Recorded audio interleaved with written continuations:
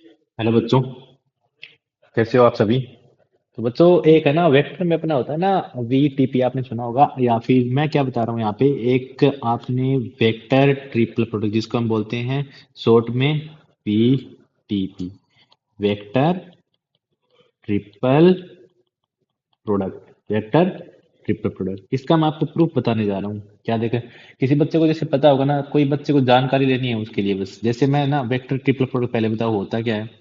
ये होता है ए वेक्टर का किसी दो वेक्टर के साथ क्रॉस करवा दो, पहले इन दोनों का क्रॉस और फिर इस तीसरे के साथ क्रॉस करवाते हैं। तो ये क्या आता है, एक वेक्टर आता है ना, क्या आता है, ये एक वेक्टर आता है। वेक्टर ट्रिपल प्रोडक्ट नाम क्यों पड़ा, क्योंकि तीन वेक्टर है, तीन वेक्टर का मैं यहाँ पर क्रॉस करवा रहा हूँ। तो पहले किसी दो का करवाएंगे, फिर दो का करवाने के बाद जो तीसरा उसके साथ एक बार और क्रॉस करवा देंगे, तो आंसर तो वैसे आ जाएगा।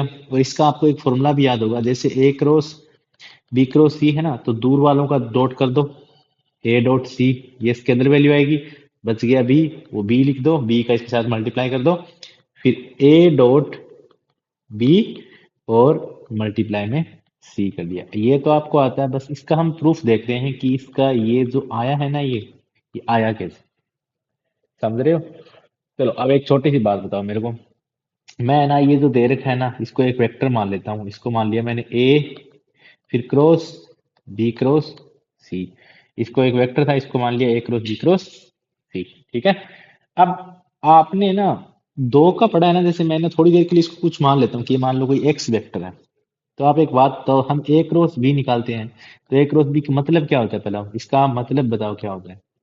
मतलब बताने का मतलब इसका मीन्स क्या होता है, इसका मीन होता है कि अगर मैं ए क्रॉस बी निकाल रहा हूं, तो मान लो अब ना एक प्लेन है, उसमें दो वेक्टर है, एक तो ए है और बी है। अब आप बोलोगे सर आपने ए और बी एक ही प्लेन में क्यों माने, क्योंकि बेटा दो वेक्टर हमेशा क्या होते हैं, फ्री वेक्टर होते हैं। दो वेक्टर क्या होते हैं, हमेशा फ्री वेक्टर होते हैं। तो आप एक बात बताओ, दो मान लो दो वेक्टर है वो आपके है ना, आपके जो बुक्स ले रखी है उसकी पेज पे हैं, तो ए क्रॉस बी कहाँ आएगा, ए क्रॉस बी इनके परपेंडिकुलर आएगा। इसका मतलब आप जान गए होंगे कि ए वेक्टर है वो परपेंडिकुलर होता है ए क्रॉस बी के, बी वेक्टर भी किसके परपेंडिकुलर होता है, ए क्रॉस बी के। इसका मतलब जो यहाँ पे एक वेक्टर आता है ना, वो मान लो वी वेक्टर है, तो वी वेक्टर है, तो वो क्या हो जाएगा, वो हो जाएगा यहाँ पर ए क्रॉस बी से बना है, तो वो तो ये बी वेक्टर है। इसका मतलब वी है वो ए क्रॉस बी के, ए के भी परपेंडिकुलर और बी के भी परपेंडिकुलर है। ये समझ में आ गया ना, फिर अपना काम हो जाएगा। तो बस इसी के बेस पे मैं बोल रहा हूँ कि अगर एक वेक्टर वी है, वो ए क्रॉस बी क्रॉस सी से बना है ना, तो पहले बी क्रॉस सी को देखो कैसे लिखेंगे। बी क्रॉस सी मतलब दो वेक्टर है, चलो दो वेक्टर है, दो वेक्टर में से एक प्लेन में होते हैं, ये लो एक वेक्टर मान लो इधर जा रहा है बी, और ये ध्यान से देखना बी और सी जा रहे हैं, बी और सी। अब बी और सी अगर एक प्लेन में है, तो बी क्रॉस सी क्या आएगा, इसके परपेंडिकुलर, मतलब ऐसे आएगा या नीचे की साइड आएगा, ये बी क्रॉस सी आ गया ना। अब इसका मतलब बताओ, मैंने आपको जस्ट अभी बताया था बी है वो ए के भी परपेंडिकुलर और बी इस वेक्टर के भी परपेंडिकुलर होता है। तो बी परपेंडिकुलर है ए वेक्टर के और बी परपेंडिकुलर है बी क्रॉस सी के। कोई दिक्कत यहाँ तक, ठीक है। यहाँ तक आई होप आपको समझ में आया होगा। तो मेरे को यहाँ से दो बातें पता थी पहले से ही। अब आप सुनते जाना, ये वेक्टर है ना, वेक्टर ये बी क्रॉस सी के परपेंडिकुलर, बी क्रॉस सी है ना। अब इसके परपेंडिकुलर में 90 डिग्री पे है ना एक वेक्टर बनाओ। अब 90 डिग्री पे वेक्टर ऐसे भी हो सकता है, यहाँ पर भी हो सकता है, यहाँ पर भी हो सकता है, यहाँ पर भी हो सकता है ना। अब हम जानते हैं वेक्टर फ्री है ना, तो फ्री वेक्टर को मैं इसी प्लेन पे ला सकता हूँ, जो ये मैंने ये डब्बा बनाया है ना, डब्बा इसी प्लेन में ला सकता हूँ। इसका मतलब ये वेक्टर भी है या नहीं है, समझ में आ रहा है ना। और अब आपको पता है कि तीन वेक्टर एक ही प्लेन में आ गए। तीन वेक्टर कौन कौन से, एक तो वी आ गया, एक बी आ गया और एक सी आ गया। और जो ए है ना, वो ए परपेंडिकुलर है किसके, ए के। वो हमें पता नहीं कि वो कहाँ घूम रहा है, वो देखो कहीं भी परपेंडिकुलर हो सकता है। ठीक है, वो फ्री वेक्टर है तो परपेंडिकुलर है वो।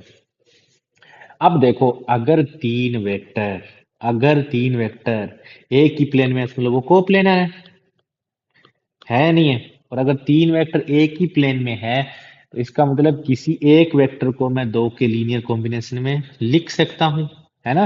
लीनियर कॉम्बिनेशन जानते हैं ना, लीनियर कॉम्बिनेशन का मतलब होता है कि किसी एक वेक्टर को मैं दो की फॉर्म में लिख सकता हूँ। क्योंकि ऐसे देखो, वी वेक्टर बी और सी से ही बनेगा ना यार, सीधा सिंपल सा फंडा है। तो यहाँ पर x b plus y c लिख देता हूँ मैं, ऐसे लिख दिया ना। ये मेरा वेक्टर v आ गया। वेक्टर v निकालना है मेरे को, ध्यान रखना वेक्टर v ही निकालना है ना। अब वेक्टर v निकालना है तो मैंने देखो अभी तक क्या क्या किया, आप एक बार देखते जाना। मैंने आपको ये प्रूफ कर रहे हैं हम, तो मैंने इसका प्रूफ बताने के लिए v मान लिया। और हम जानते हैं कि अगर v a और b के क्रॉस से निकलता है, v a के परपेंडिकुलर है और v b के भी परपेंडिकुलर है। सही है ना। तो यहाँ से लिखा था, इसका मतलब ये v परपेंडिकुलर a के भी है, b क्रॉस c की है। तो मैंने b क्रॉस c से यहाँ पर b cross c perpendicular v है, इसका मतलब तीनों कोप्लेनर है। कोप्लेनर तो या तो बॉक्स जीरो कर दो या फिर इसके लीनियर कॉम्बिनेशन से हम लिख सकते हैं। अब मेरे को कैसे कैसे करके एक्स और वाई की वैल्यू निकालनी है, बस मेरा बात करनी। अब एक चीज तो मेरे को पता है कि v और a परपेंडिकुलर है, तो इसका मतलब v डॉट a कितना आएगा, जीरो आएगा। आएगा नहीं आएगा, पक्का आएगा, 100% आएगा। तो यहाँ से देखो v डॉट a बराबर कर देता हूं, मैं इसका डॉट करवा रहा हूँ एक के साथ, x a dot b plus y a dot c, और ये कितना है, जीरो। तो यहाँ से देखो क्या मिला मेरे को, जीरो बराबर x a dot b plus y c dot a. यहाँ से और देखो थोड़ा सा मैं और इसको सही से लिखता हूँ, यहाँ पर क्या बन जाएगा, वाई इसको ऐसे लिख सकता ना, इसको इधर लेके जा रहा हूँ इधर, तो बराबर एक्स ए डॉट बी। ठीक है। अब देखो मेरे पास है ना कोई दूसरी क्वेश्चन नहीं है, आप सुनते जाओ। मैंने बी ये निकाल लिया, और देखो एक्स और वाई निकालने के लिए मेरे को कम से कम दो इक्वेशन चाहिए, चाहिए नहीं चाहिए। पर यहाँ पर क्या हो गया, यहाँ पर मेरे को सिर्फ एक ही चीज पता है, वी डॉट ए। तो मैं कुछ ना कुछ उल्टा सीधा फंडा लगाऊंगा जिससे अपने को ये सिद्ध करना है कि ये ऐसे होता है। तो यहाँ देखो मैं इसको ऐसे लिख सकता हूँ कि, एक बार देखना आप, इस है ना इसको डिवाइड में ले जाता हूँ, इसको इसके डिवाइड में ले जाता हूँ, y divide by a dot b बराबर x divide by c dot a. और अगर ये दोनों बराबर है तो ये किसी ना किसी के तो बराबर होंगे या नहीं होंगे, होंगे, पक्का होंगे। अगर ऐसी कंडीशन है तो पक्का ये बराबर होंगे। तो मेरे को एक इक्वेशन बाद मैंने कैसे घुमा फिरा के यहाँ पर एक्स और वाई को बराबर कर दिया। अब आप देखो यहाँ से एक्स की भी वैल्यू आ गई और वाई की भी वैल्यू आ गई। क्यों निकाला मैंने ऐसा, क्योंकि मेरे को देखो सीधी सीधी बात है, मेरे को एक ही इक्वेशन पता थी, जिसके कारण मेरे को ऐसे रेशियो में लिखने की जरूरत पड़ी। ठीक है। अब मैं क्या कर रहा, मैंने एक्स और वाई की वैल्यू निकाली लैम्डा के फॉर्म में। लैम्डा कुछ भी हो सकता है ना, लैम्डा तो कुछ भी हो सकता है, ये दोनों बराबर है तो कैसे ही बराबर है, ऐसे तो कैसे आएगा वो, कोई ना कोई लैम्डा की वैल्यू के लिए आएगा। तो इसका मतलब मैं एक्स और वाई की वैल्यू वहां रख देता हूँ। तो यहाँ पर ए क्रॉस बी क्रॉस सी बराबर, ये एक्स और वाई की वैल्यू यहाँ रख दो इसमें, बी और सी के साथ। तो बन जाएगा lambda c dot a b vector minus lambda a dot b c vector. सही चल रहा है ना काम, ये लो। अब बस लेमडा की वैल्यू आ जाए तो मेरा काम बन जाए। अब मेरे को ना, अब यहाँ से दोनों को देखो, इसको जो प्रूफ था ना उसको देखो ध्यान से, ए डॉट सी बी है, ए डॉट बी सी है, देखो यही यहाँ पे बना हुआ है। ए डॉट बी सी मतलब लेमडा की वैल्यू वन आ रही होगी। अब मेरे को कैसे कैसे करके भैया वन वन निकालनी है, और वन निकाल के मैं आपको दे दूंगा कैसे कैसे कर, क्योंकि देखो प्रूफ करना होता है ना कुछ चीजें प्रूफ के लिए। अब हम तो ऐसे नहीं है कि हमने तो भैया प्रूफ किया है, हम तो डिजाइन कर रहे हैं। डिजाइन का मतलब हम तो इसको कैसे कैसे करके बना रहे हैं। अब देखो ये तीन वेक्टर कोई भी हो सकते हैं ना, हो सकते हैं ना। ये हर एक ए बी सी के लिए वैलिड है ना, कि लेमडा की वैल्यू जो ए डॉट सी वगैरह ए डॉट पी वगैरह है वो हर एक लेमडा के लिए वैलिड है। सही चल रहा है। तो देखो अगर मान लो मैंने ना बी क्रॉस सी निकाला, बी क्रॉस सी, देखो मान लो मैंने बी और सी को मान लिया, जैसे बी है वो जे है और सी है वो मान लो आई है। तो बी क्रॉस सी निकालना एक बार, बी क्रॉस सी कितना आएगा, जे क्रॉस आई, जे क्रॉस आई। जे क्रॉस आई आपको निकालना आता है ना। जे क्रॉस आई का मतलब, जे क्रॉस आई का एक तरीका होता है ना, आई जे के, तो ऐसे चलते हैं साइक्लिक में। तो यहाँ जे क्रॉस आई है कितना आएगा, माइनस, माइनस जे क्रॉस आई लिखा है ना मैंने, हाँ जे क्रॉस आई, कुछ भी मान लो कोई दिक्कत नहीं। तो यहाँ पर आ जाएगा माइनस का के केप, माइनस का के केप। अब ये माइनस का के केप आया, तो यहाँ देखो इसमें भी रख दो, यहाँ पर बी और डॉट, यहाँ पर भी रख देना, यहाँ पर भी रख देना।